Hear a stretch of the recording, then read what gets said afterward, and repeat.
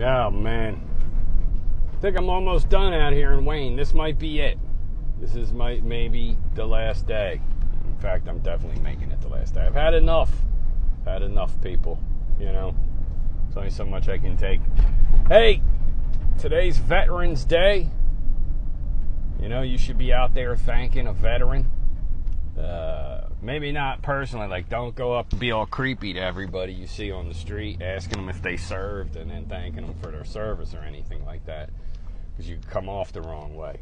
You know, you might end up on some kind of weird registry or some shit. You know, I don't know how it works. But what I was going to do, I was going to tell you a story about a veteran I think of every time this year comes around. Now, obviously, I think about my old man, and he's one of the unfortunate stories of being a veteran. He served in the old Vietnam there, and Bronze Star decorated, and all that kind of stuff. But unfortunately, you know, the things that he dealt with over there left him in a fucked up way when it was time to come home.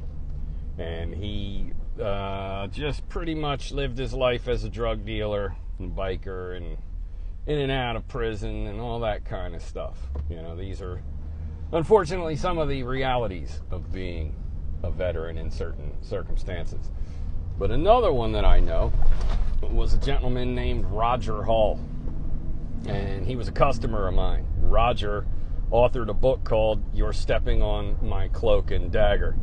And the reason he wrote that book is because Roger was one of the very original members of the OSS, which would now be known as the CIA.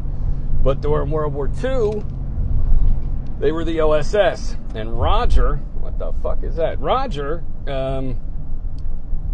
check this shit out. So during an operation, he had to parachute into German-occupied France in the middle of the night alone.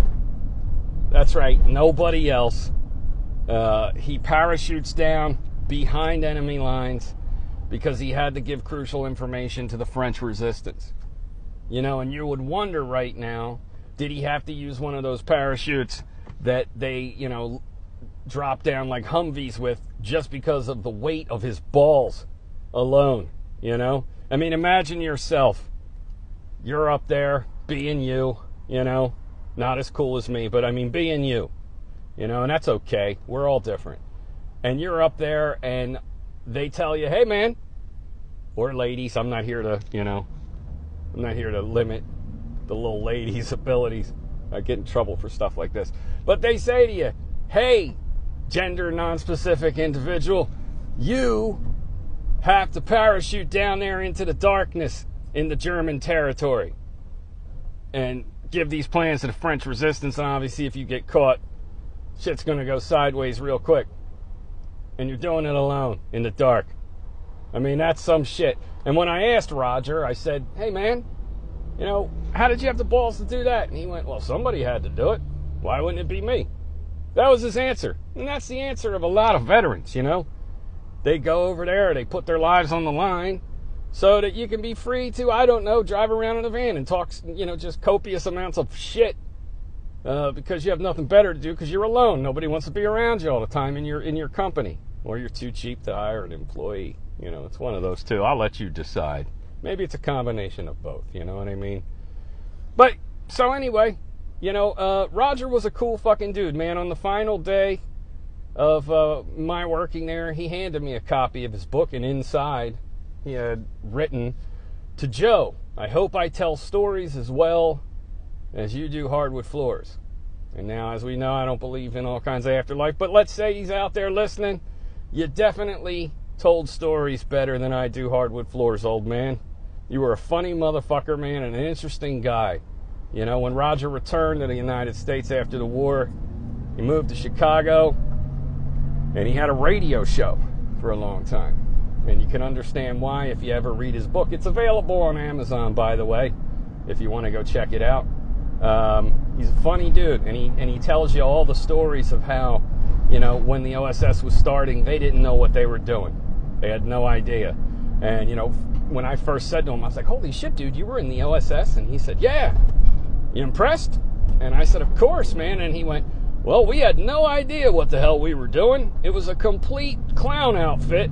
We were just stumbling our way through everything, you know. And he told me a bunch of individual stories, and it was pretty goddamn funny.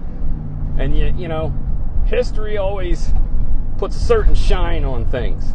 And I'm not trying to say that, you know, they didn't deserve it, but you know, in the beginning they were just a bunch of young guys trying to figure their way through this new thing.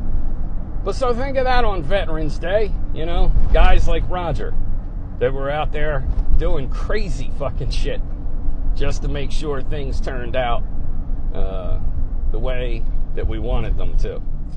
And speaking of that, while we're here, so me and Allison go see Joo Rabbit, and I got beef with you, Regal Cinema, Brandywine Town Center. There was a gentleman there in Vietnam veteran hat. He had a coat on with some indicators, some patches indicating his time in Vietnam. And obviously, you know how old he'd have to be in appearance to reflect that kind of a tour of duty. And he goes up to get a beer for him and his wife. And if you've ever tried to get a beer at the Brandywine Town Center, you know that you'll need to fill out 3 forms in triplicate, turn over every form of identification you have, and give blood to get a fucking beer. Now, that's fine for me. I'm a jabroni, right? You're not too hip either. I've seen you. But the point of what I'm saying is, when a man of that, you know, age and his wife try to get a beer, give him a goddamn beer. You know, he's wearing the Vietnam veterans, you know, insignias. He shouldn't have to jump through hoops, and his wife didn't have her ID on her, because why the fuck should she? When you're in your, you know, they're probably like 70, and now all he can have is 1 beer because he had to dig through everything to find his ID, but his missus couldn't have one. You know, fuck you, Brandywine Town Center, and your bullshit.